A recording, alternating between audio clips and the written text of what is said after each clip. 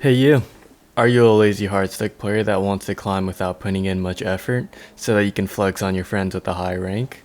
Well, let me tell you, you've come to the right place because I used to be just like you until I stumbled upon these broken secrets of jungling. Before I dive into my little secrets, I'll first give you guys a quick rundown on my rank history.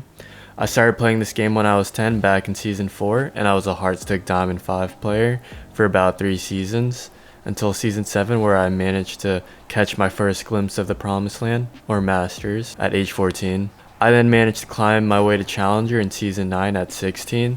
The only thing that really changed during these periods was abusing my little secrets more and more. So if you want to learn how I brilliantly climb my way up, make sure you guys like and subscribe. This will be the first installment of my new series, Aqua's Jungling Academy, so if you guys want me to go over a certain concept or expand on one, just drop it down in the comment section below. I read all my comments, so I got you. Anyway, in this episode, I'll be going over the bread and butter of jungling, pathing and ganking. Now, there are a billion jungle guides that explain how to path and jungle in depth, but ain't nobody got time for that, so here's part of my secret aquaisyummy formula. One of the most important things to do is only playing 3 champions max. This will allow you to master each champion and, more importantly, have a jungle path you can follow every game.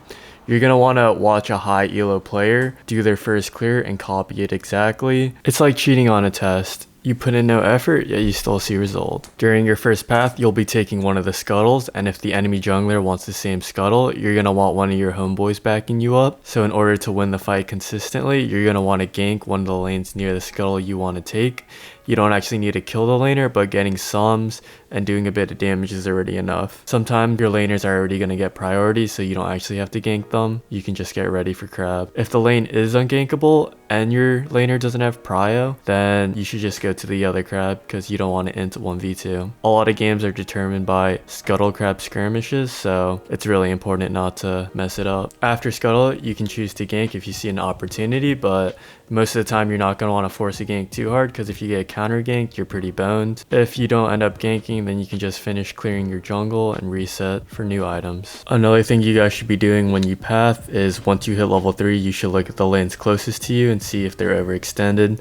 Most of the time the laners are, so it's a pretty free kill if you go and gank them, but you do have to make sure that you actually end up killing them, otherwise you get set behind as the other jungler is just farming instead.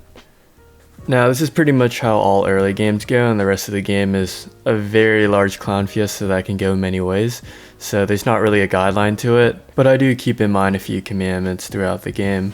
After your first clear, you're going to want to repeat that clear because your camps are going to be respawning in the same order as before. But later in the game, if all your camps are up, you're generally going to want to clear in a straight line as it's the most efficient way to clear your camps. You can also, right after resetting, gank a lane straight away. A lot of the time, the laners don't expect it and it's a free kill. As a jungler, you should always be looking around the map, especially while you do your camps. This will allow you to get a lot more ganks off. It may be hard at first to constantly be looking around the map, but eventually it'll become a habit and you'll become a god tier jungler. You can pretty much win games just by spamming ganks, but you need to make sure that the ganks do actually work. Otherwise, you're going to be set really far behind. After getting a successful gank, most of the time you're going to push the lane out.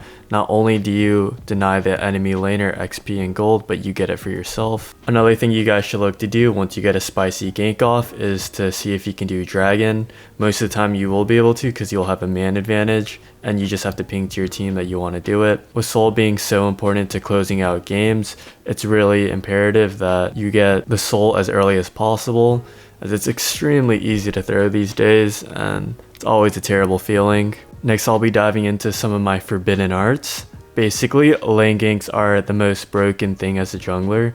Laners never expect it, and just by constantly abusing this gank, I've managed to climb a bunch of division. Last but not least are repeat ganks. Basically, you're going to want to gank the same lane a bunch of times, not only because they don't have sums, so the ganks will be easier, but also it'll tilt the other players so much that eventually they'll probably not want to play anymore.